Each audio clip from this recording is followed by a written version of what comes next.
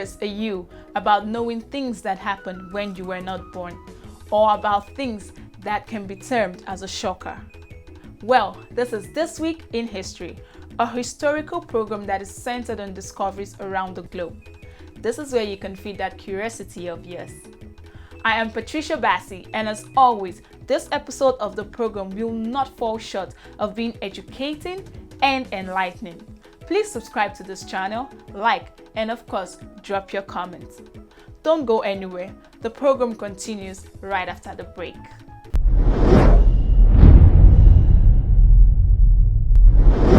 April 29, 2012.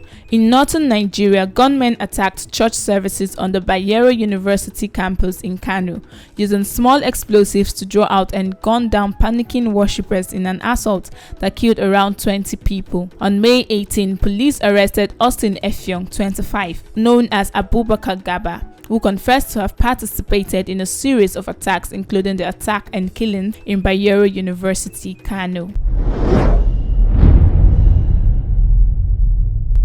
April 30, 2014, in Nigeria, a civil society group reported that scores of girls and young women kidnapped from a school are being forced to marry their Islamic extremist abductors. April 25, 2014, the Flint water crisis began. On this date, officials from Flint, Michigan, switched the city's water supply to the Flint River as a cost-cutting measure for the struggling city. In doing so, they unwittingly introduced lead-poisoned water into homes in what became a massive public health crisis.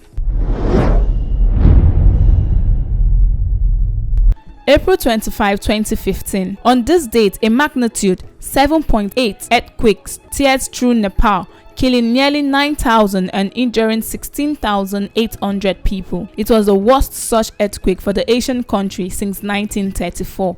April 26, 1954. The Salk polio vaccine field trials involving 1.8 million children began at the Franklin Sherman Elementary School in McLean, Virginia. Children in the United States, Canada, and Finland participated in the trials, which used for the first time the now standard double-blind method, whereby neither the patient nor attending doctor knew if the inoculation was a vaccine or a placebo. A year later, on April 12, 1955, researchers announced the vaccine was safe and effective, and it quickly became a standard part of childhood immunizations in America. April 27, 1994.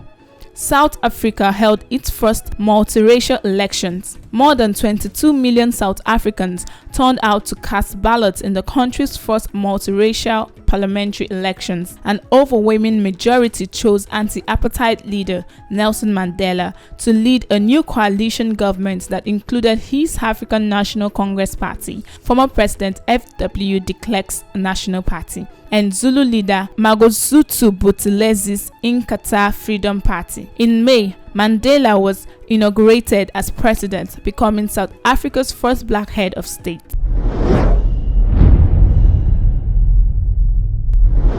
April 28, 1932. A yellow fever vaccine for humans was announced.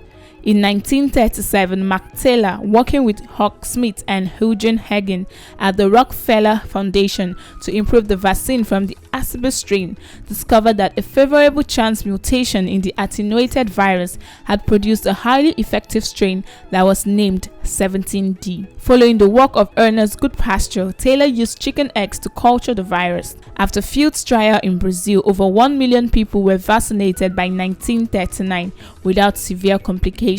This vaccine was widely used by the US Army during World War II. For his work on the yellow fever vaccine, Taylor received the 1951 Nobel Prize in Physiology or Medicine. Only the 17D vaccine remains in use today.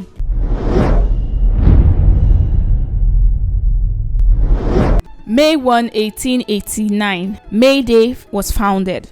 May Day, also called Workers' Day or International Workers' Day, is a day commemorating the historic struggles and gains made by workers and the labor movement, observed in many countries on May 1. On this day in 1889, May Day, traditionally a celebration of the return of spring, marked by dancing around a maypole, was first observed as a labor holiday, designated as such by the International Socialist Congress. In 1889, an International Federation of Socialist Groups and Trade Unions designated May 1 as a day in support of workers in commemoration of the Haymaker Riot in Chicago, 1886. May 1, 2010, Nigeria's Navy seized a Greek-flagged vessel carrying more than 80 tons of stolen crude oil and arrested its crew in a crackdown on a multi-million-dollar smuggling racket. What a discovery! Well, viewers, this is where we draw the curtain on the program This Week in History, right here on Flip TV.